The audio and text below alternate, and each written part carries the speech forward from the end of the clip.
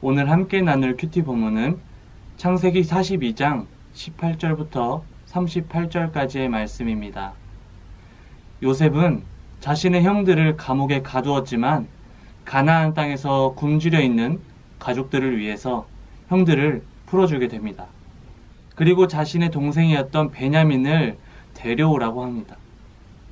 하지만 시므온은 애굽에 남아 형들을 기다리게 됩니다. 이렇게 풀려난 형들은 자신들이 예전에 요셉에게 했던 행동들에 대해 후회하며 죄를 지었음을 고백하게 됩니다.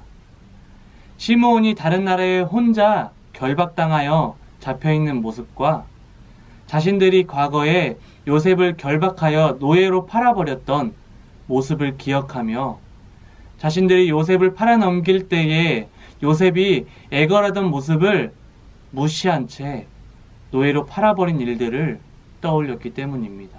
요셉은 형들의 잘못을 뉘우치는 그 이야기들을 듣게 되었고 울며 슬퍼했습니다. 이전에 요셉은 자신의 아들 므낫세를 낳으면서 자신을 노예로 팔았던 형들에 대해 용서하였음을 볼 수 있었습니다. 그 이후에 요셉은 형들의 가는 길에 곡식을 넣어주고 형들이 곡식의 값을 냈던 돈을 받지 않고 형들의 자루에 넣어서 보내게 됩니다. 요셉은 가족에 대한 친절을 베푼 것일 수도 있지만 이렇게 함으로 형들은 애굽에 다시 한번 올 수밖에 없는 상황이 된 것입니다.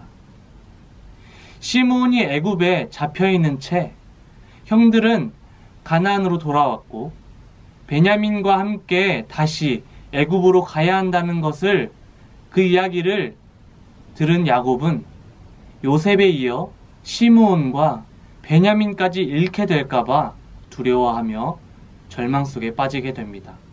이에 장남 르우벤은 자신의 아들들을 담보로 꼭 베냐민과 무사히 돌아오겠다고 말하면서 아버지를 안심시키려 합니다. 요셉을 구덩이에 빠뜨릴 때 르우벤은 형제들을 중재하며 말리려고 했었습니다. 장남으로서 자신의 형제를 사랑했음을 알 수 있었습니다. 요셉을 잃게 되었을 때 적극적으로 말리지 못했던 르우벤은 이번에는 자신의 아들들을 거론하면서까지 자신의 형제를 지킬 것을 맹세하는 모습을 볼 수 있습니다. 오늘 말씀을 묵상하면서 느꼈던 것은 어떠한 위기를 통해 잘못을 뉘우치게 되고 또 그 위기를 통해 결단력 있는 모습을 볼 수 있었습니다. 요셉의 형들은 요셉을 노예로 팔아버린 것에 죄책감을 가지지 않았고 너무나 태연하게 지내왔습니다.